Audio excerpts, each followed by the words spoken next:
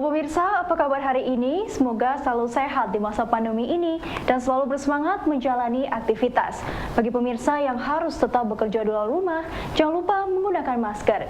Hari ini program Berita News Point hadir menjumpai Anda bersama saya, Amirah Dinda. Selama 30 menit ke depan, News Point akan menyajikan berita terbaru seputar Universitas Brawijaya dan Malang Raya. Jangan kemana-mana, keep on our channel, News Point.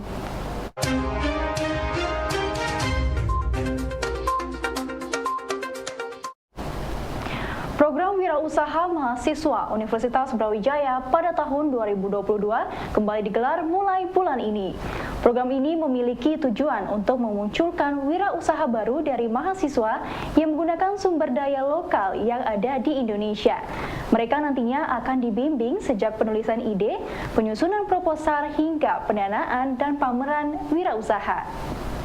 PMB atau Program Mahasiswa Wirausaha tahun 2002 ini kita menggunakan konsep Green Entrepreneurship yang berbasis budaya dan sumber daya Indonesia. Jadi harapannya kita potensi-potensi kewirausahaan yang ada akan ditampilkan pada tahun ini itu berbasis pada budaya dan sumber daya atau menggunakan sumber daya atau kearifan lokal yang ada di Indonesia.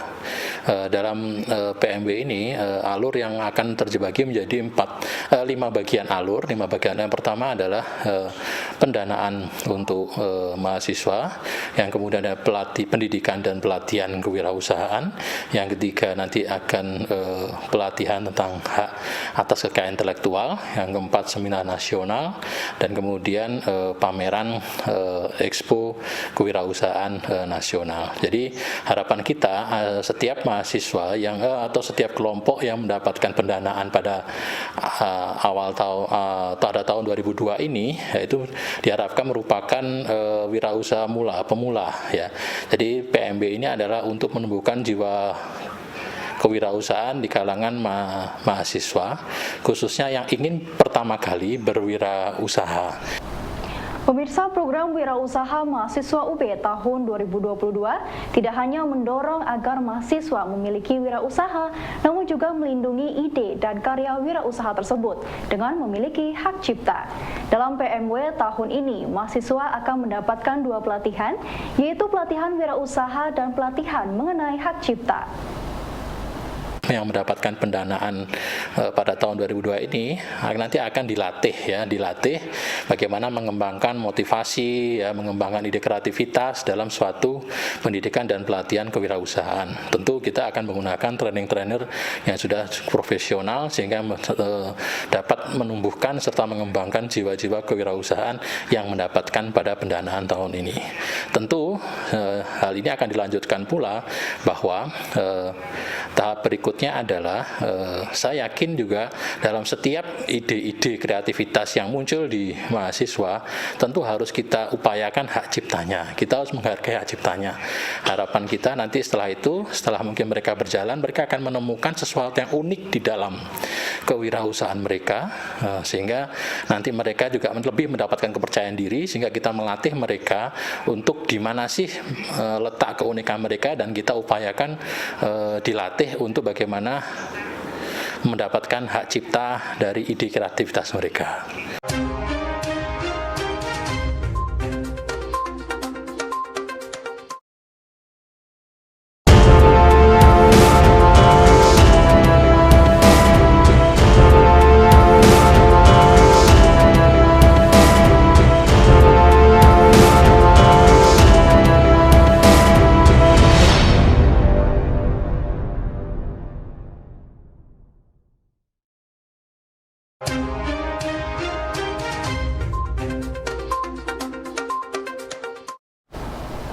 Sekitar 1.000 mahasiswa Universitas Brawijaya akan terlibat dalam program Wirausaha Mahasiswa tahun 2022.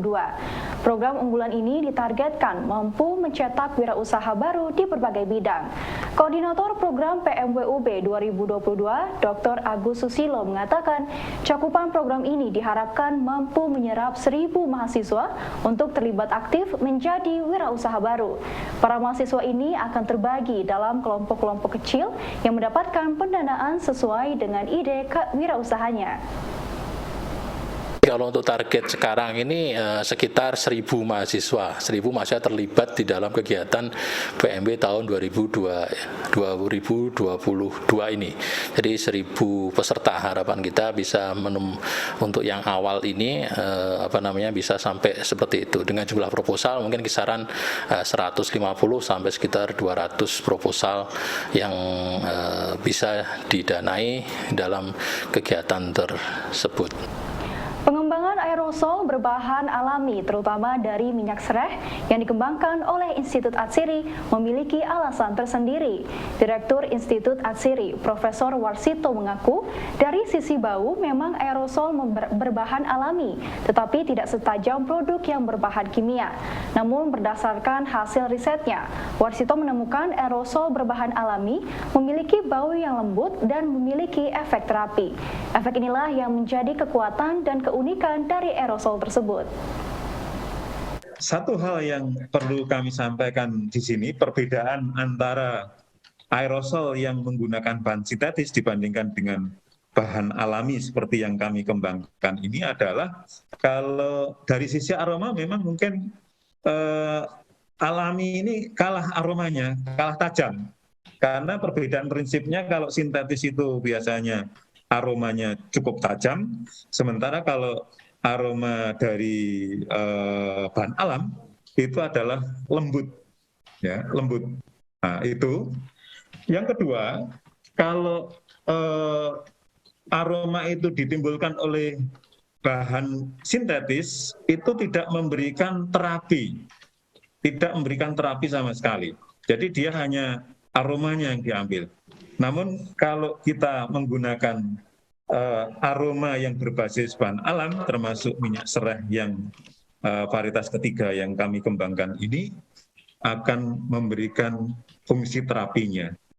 Oleh karena itu, kami akan terus mengembangkan beberapa produk, termasuk varietas aerosolnya, menjadi beberapa varietas dengan aroma yang berbeda-beda. Pemerintah daerah Lumajang, terutama pada lokasi terdampak bencana seperti Kecamatan Pronojiwo, mengaku sangat terbantu dengan kehadiran mahasiswa program MBKM Semeru Universitas Brawijaya. Camat Pronojiwo, Hindam Adri, menjelaskan bahwa pihaknya memiliki permasalahan pada minimnya jumlah relawan setelah sebulan dari waktu erupsi. Banyak relawan yang sudah selesai masa tugasnya, namun pihaknya masih membutuhkan kehadiran relawan untuk berbagai hal teknis. Kondisi ini terjawab dengan adanya program MBKM yang ditempatkan di kecamatannya. Kebetulan kemarin itu kami dihadapkan dengan beberapa persoalan.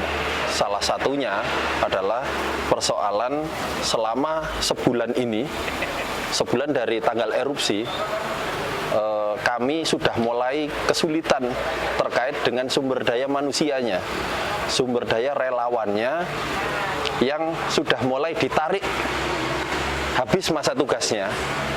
Nah, di masa itu, alhamdulillah kami ini ternyata dapat informasi ada teman-teman dari Universitas Brawijaya dengan program MBKM ini mau masuk ke kami. Dan akhirnya sekitar dua seminggu yang lalu datang ke sini sejumlah 49 orang. Nah, sementara ini kami sangat terbantulah dengan mereka. Kenapa? Banyak hal-hal yang tidak bisa kami lakukan karena berkaitan secara teknis untuk terkait dengan pendataan, terkait dengan distribusi logistik, terkait dengan semua hal lah sebenarnya. Banyak hal yang tidak bisa kami lakukan karena kembali lagi tugas di kecamatan itu sementara ini sudah cukup berat, apalagi ditambah dengan penanganan bencana erupsi.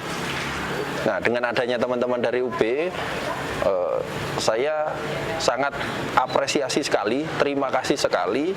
Bahkan nanti ada informasi banyak program-program yang juga masuk di kami.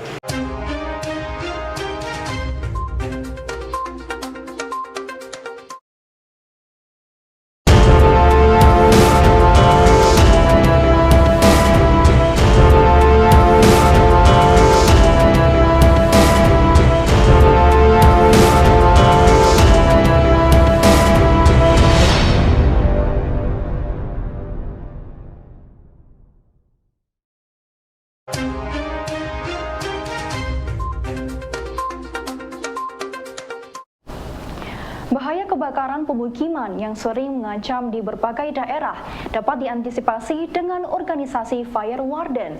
Menurut dosen arsitektur UB, Heru Sufianto, organisasi Fire Warden merupakan sekumpulan orang yang memiliki kemampuan terlatih dalam hal penanganan kebakaran yang berada di tingkat kelurahan. Nah, tapi sebetulnya kalau dari peraturannya, Mas, himbauan-himbauan guidelines dari Menteri PU ya, itu sebetulnya secara organisasi itu sudah ditata sedemikian rupa sehingga sebetulnya ada istilahnya fire warden ya. Fire warden itu pengampu kebakaran. Nah, itu sampai pada tingkat kelurahan. Kelurahan itu ada orang-orang tertentu yang dia tugasnya adalah untuk mengelola, memanage itu sebetulnya. Nah, itu barangkali bisa di sistem keorganisasian itu bisa diefektifkan ya. Ditambah lagi barangkali tidak hanya di tingkat kelurahan, tapi tingkat RW katakanlah, tingkat RT barangkali ya. Pertemuan-pertemuan rutin barangkali yang diselenggarakan ini kan juga local wisdom ya.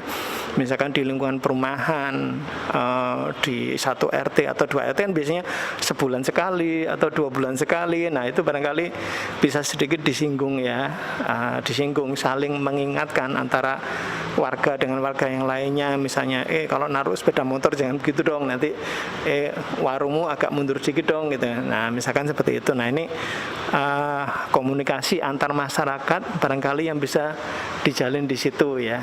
Nah, harapannya seperti itu, saling mengingatkan ya, Mas.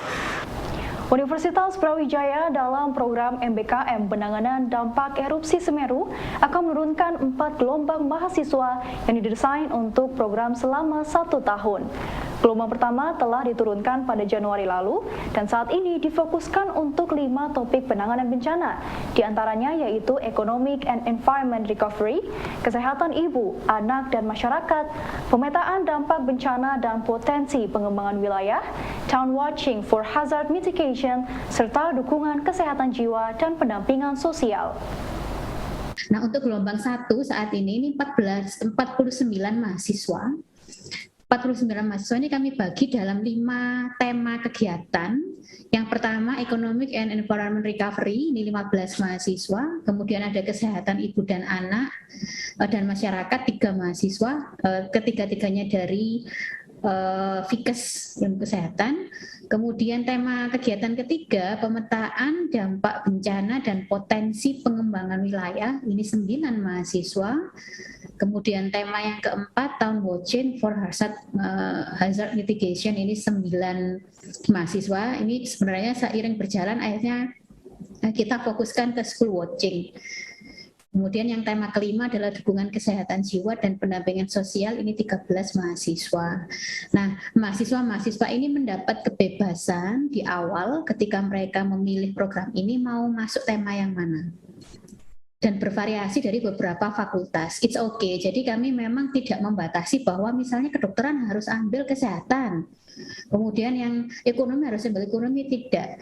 Karena memang tujuan kami di sini adalah bagaimana mahasiswa ini bisa saling bekerja sama, berkontribusi pada satu tema dengan beragam latar belakang ilmu. Gitu. Nah, sehingga kaitan dengan MBKM sendiri, Mbak Dinia, MBKM ini kami setarakan 20 SKS. Apa artinya? Bahwa kegiatan mahasiswa ini yang nantinya tertulis melalui logbook itu akan setara sekitar 700 jam lah ya, kurang lebih, sampai 800 atau 900 sesuai dengan aturan di Dikti. Jadi Dikti ini 1 SKS kan 50 tatap muka, 60 untuk tugas, 60 mandiri. Kami tetap sesuai dengan koridor yang ada, sehingga kegiatan adik-adik ini seluruh tema itu sudah memenuhi syarat minimum untuk dapat dikonversi menjadi 20 SKS. Saat ini bahan-bahan pencemar telah banyak mencemari daerah perairan seperti sungai, waduk maupun rawa. Dosen Fakultas Perikanan dan Ilmu Kelautan Universitas Brawijaya, Dr. Asus Maizar melalui bidang kajian ekotoksikologi mempelajari bahan-bahan yang telah mencemari tersebut khususnya di daerah Sungai Brantas. Menurutnya bahan pencemar yang telah masuk daerah perairan mempengaruhi organisme perairan tersebut yang apabila organisme-organisme itu dikonsumsi secara berlebihan oleh manusia, maka akan berakibat fatal bagi kesehatan. Bidang kajian ekotoksikologi itu kita mempelajari tentang bahan-bahan pencemar yang ada di lingkungan. Jadi bahan pencemar itu bisa dari industri, kemudian pertanian, kemudian peternakan, atau perikanan, termasuk juga bahan pencemar yang dari aktivitas pemukiman atau penduduk ya. Jadi macam-macam bahan pencemar tadi rata-rata ini masuk ke perairan, terutama sungai, kan gitu ya. Sungai yang pada akhirnya dia akan masuk ke pesisir ataupun masuk ke lingkungan danau, waduk, rawa dan sebagainya. Jadi karena bahan pencemar tadi masuk, organisme di perairan kan menerima bahan pencemar ya. Jadi ada macam-macam, ada gastropoda, ada moluska, ada ikan dan sebagainya. Ini menerima bahan pencemar yang masuk dari lingkungan tadi dan kemudian akan terdampak oleh adanya bahan pencemar tadi. Terdampaknya organisme perairan tadi bisa berdampak terhadap keragaman mereka. Bisa jadi keragaman mereka akan turun. Nah, keragaman itu bisa mengindikasikan kehadiran bahan pencemar. Jadi itu bisa kita hitung ya. Jadi nilai keragaman tadi itu di satu sisi. Yang berikutnya itu selanjutnya bahan pencemar yang masuk tadi itu riskan mengalami proses bioakumulasi yang pada akhirnya bioakumulasi itu terakumulasi di dalam tubuh organisme. Siapa yang dirugikan dalam hal ini? Manusia atau organisme. Kalau perjalanan makan dan dimakan dalam satu ekosistem itu pemakan terakhir kan manusia, tidak ada lagi selain yang itu yang makan manusia kan sudah tidak ada lagi. Jadi dari bahan pencemar perjalanannya terus terakumulasi di dalam tubuhnya organisme perairan dimakan oleh manusia atau organisme perairan misalnya dimakan oleh itik misalnya atau burung atau apalah yang ada di sekitar perairan, sama juga pada akhirnya juga manusia juga yang makan, sehingga pencemaran lingkungan itu sendiri akan balik ke manusia yang mengkonsumsi. Itu yang pertama. Yang itu kajian dalam bidang ekotoksikologi ya. Jadi kita pelajari dampaknya, karena dampak nyata tadi terhadap keberagaman itu misalnya keberagaman adanya dominasi dari organisme di perairan dan sebagainya mengindikasikan bahwa kehadiran bahan pencemar tadi itu kita sebut organisme yang kita pelajari ini sebagai bioindikator, mengindikasikan sesuatu yang tidak baik di lingkungan sungai. Baik pemirsa, informasi tadi sekaligus menutup perjumpaan kita hari ini. Jangan lupa saksikan News Point setiap hari pukul 19.30 waktu Indonesia Barat hanya di UDW TV, televisi pendidikan Universitas Brawijaya. Saya Amradinda dan seluruh kru yang bertugas pamit undur diri. Tetap patuhi protokol kesehatan, wajib menggunakan masker. Terima kasih dan selamat beraktivitas.